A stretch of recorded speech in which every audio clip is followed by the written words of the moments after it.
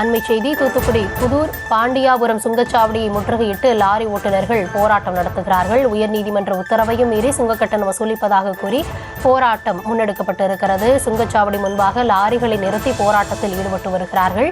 இதுகுறித்த விரிவான விவரங்களுக்காக இணைகிறார் எம்முடைய செய்தியாளர் முத்துராமன்.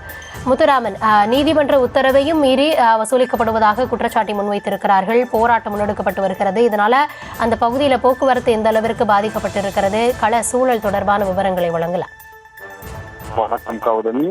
தூத்துக்குடி மதுரை உயர்நீதிமன்ற உத்தரவை மீறி தூத்துக்குடியில் உள்ள புதூர் பாண்டியபுரம் சுங்கச்சாவடியில் சுங்க கட்டணம் வசூலிப்பதற்கு எதிர்ப்பு தெரிவித்து லாரி உரிமையாளர்கள் மற்றும் பொதுமக்கள் இந்த வழக்கு தொடர்ந்த நபர்களை முற்றுகையிட்டு லாரிகளை நிறுத்தி லாரி உரிமையாளர்கள் மற்றும் பொதுமக்கள் சேர்ந்து ஒரு 3 மணி நேரத்திற்கு மேலாக டோல்கேட் லாரி உரிமையாளர்கள் லாரி வரிசையை நிறுத்தி போராட்டத்தில் ஈடுபட்டுக் கொண்டு வருகின்றனர். தற்சமயம் தூத்துக்குடி மதுரை தேசிய நெடுஞ்சாலை சுமார் 135 கிலோமீட்டர் தூரம் உள்ளது. இந்த தேசிய நெடுஞ்சாலையில் தூத்துக்குடி புதூர் பாண்டியபுரம் மற்றும் மதுரை எலியாபாத் ஆகிய பகுதிகளில் சுங்கச்சாவடிகள் அமைக்கப்பட்டு செயல்பட்டு வருகிறது. இந்நிலையில் கடந்த 2011ஆம் ஆண்டு முதல் செயல்பட்டு வரும் இந்த சுங்கச்சாவடி கட்டண வசூல் செய்யும் நிறுவனம் சாலையின் இருபுறங்களில் சுமார் 27,000 மரக்கன்றுகளை நட வேண்டும். மேலும் சாலை நடுவே உள்ள சென்ட்ரல் மீடியம் பகுதியில் 68,000 அரளி செடிகளும் நட வேண்டும் என விதிமுறை உள்ளது. ஆனால் விதிமுறைகள் இதுவரை செயல்படுத்தவில்லை, தற்போது வரை பின்பற்றவில்லை. மேலும் முறையாக சாலை பராமரிப்பு பணிகளும் ஆங்காங்கே தேசிய நெடுஞ்சாலையில் உள்ள முகத்தையும் தடுக்கும் வகையில் ஒளிர் விளக்குகள் அமைக்கப்படவில்லை. மேலும் கழிப்பிடங்கள், குடிநீர் உள்ளிட்ட வசதிகள் செய்து தரவில்லை.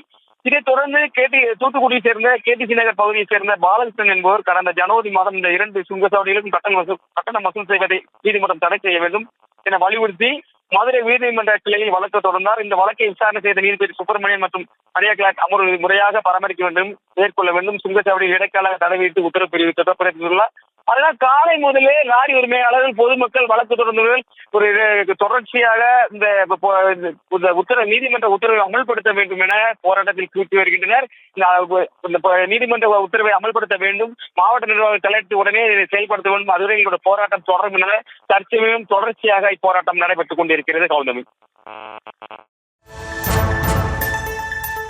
விவரங்களுக்கு நன்றி.